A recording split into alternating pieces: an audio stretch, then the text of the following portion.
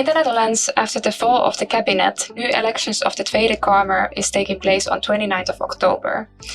The government that will be formed as a result of these elections will play an important role in shaping the cross-border policy pursued in the Netherlands. But how much do the parties focus in their party programs on aspects relevant to cross-border regions and cooperation? What plans have been made, and are some topics perhaps missing? These questions we will discuss in the just published item reflection and in this video. With our item team, we have screened 16 different party programs and a total of almost 1500 pages to find out answers to these questions. As you can see, the list of the parties on the right based on opinion polls. Similarly, as in the past item reflections, we have screened what cross-border elements are mentioned in the party programs with relevance to themes such as the labor market, healthcare, mobility, education, and climate. We also use a search function to find out where key terms such as border, cross-border cooperation, EU-REGIO, Benelux, and Schengen were mentioned. So are the border regions in the picture? Somewhat. Border regions and/or cross-border cooperation are mentioned in half of the party programs. The screening of the election programs has similar findings to those in 2023 elections, meaning that the specific attention paid to border regions has not become necessarily more or less. One notable change, however, since the previous elections is that the term border region is used more than before in relation to security and migration at borders and also strengthening border controls instead of protecting the open Schengen area. This defensive connotation of border therefore refers more to national protection of the borders rather than cross-border cooperation. When looking at other contexts in which the term border regions is used, it is positive and cross-border cooperation oriented, as expressed in the programs of, for instance, Volt, D66, CDA, BBB, and NSC. This involves strengthening cross-border infrastructures, reducing border obstacles in the context of living, working, and studying, improving administrative coordination, and energy and spatial planning. Okay, then the thematic overview. In the screening, we looked also to the thematic context in which political parties use keywords as border and border region or the neighboring countries. When looking at the themes, security, including asylum and migration, and railway infrastructures remain popular in relation to borders. This is a similar finding to the screening of 2023.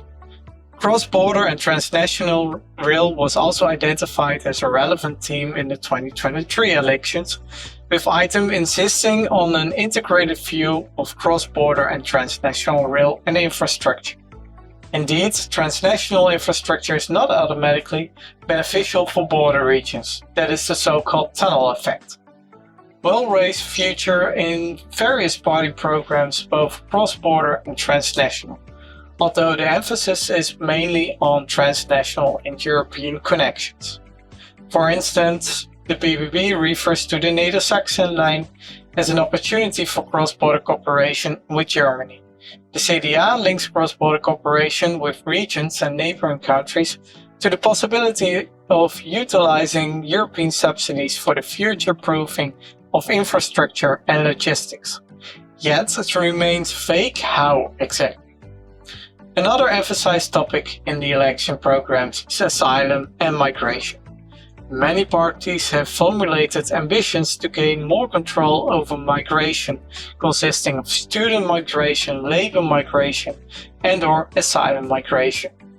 Regarding study migration, the parties have different views. Most parties strongly promote the Dutch language as main language in education. Parties such as PVV, JA21 and FVD wants to limit internationalization in education at a maximum. There are also parties that support internationalization and cross-border student study mobility and cooperation, or have a regional approach to it. Regarding labor and asylum migration, different views are also put forward.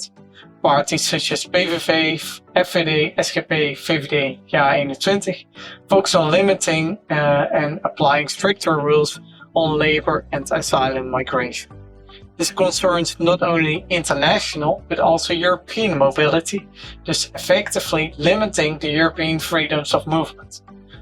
Other parties, including Volt, D66, CDA, GroenLinks, PvdA, have suggested in their election programs to improve information provision for labor migrants, facilitate recognition of skills and qualifications, and remove remaining obstacles, although the focus is more on European-wide mobility and cooperation than the regional one.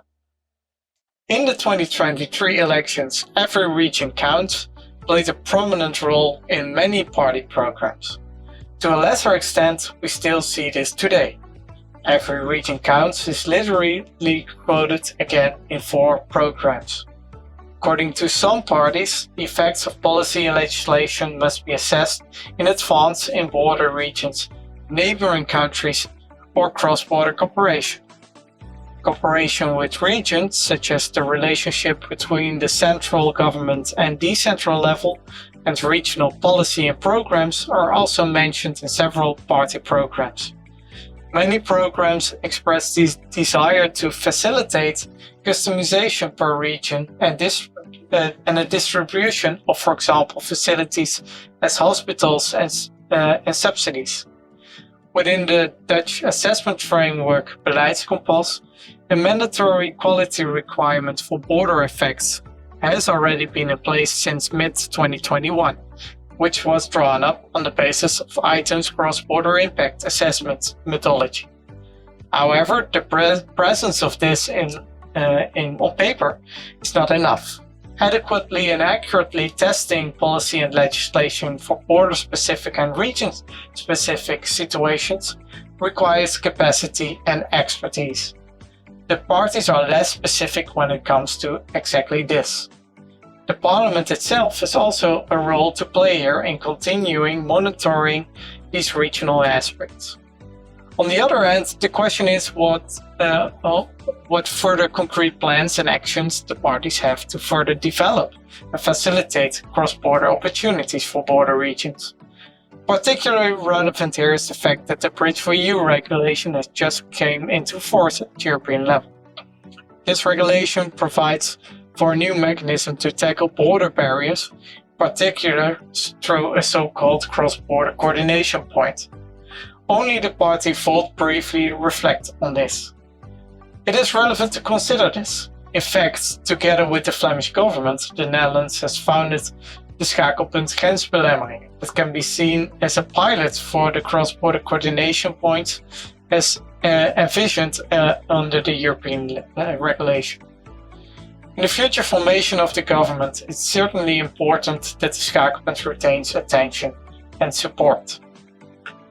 In the screening, we looked at how neighboring countries are discussed. Fragmented national rules can lead to border effects and differences between neighboring countries, so many party programs feature the principle of a level playing field from the perspective of competitiveness.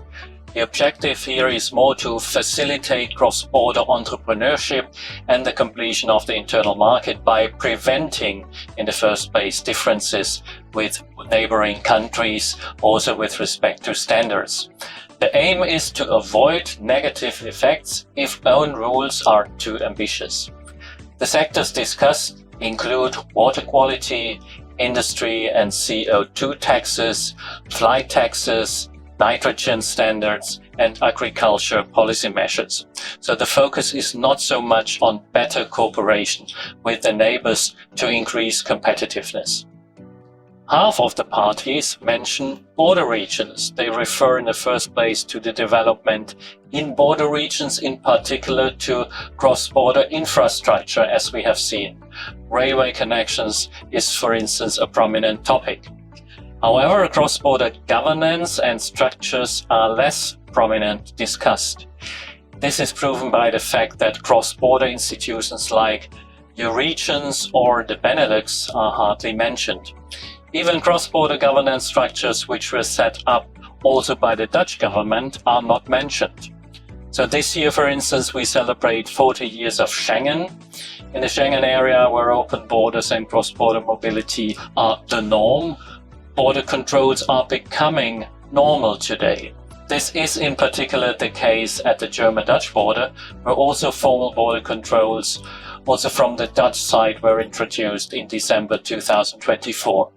Today, the German border controls even lead to regular traffic jams at the border, with certain effects on the border territories. 5 parties are in this situation in favor of even stricter border controls. Other 3 parties are not supporting Schengen in general. Only 1 party is explicitly in favor of stopping internal border controls, meaning that several parties have formulated plans to have stricter border controls both at internal and external borders of the EU. However, they do not mention effects on border regions. So finally, the support for rebordering refers also to the position on Europe in general. Very negative are 4 parties. 6 parties support a stronger role of the member states, 2 parties are rather neutral, and 3 parties would like to see a bigger role for the EU. If you'd like to find out more on our evaluation of the party programs, please refer to our full item reflection report on the upcoming elections on our item website.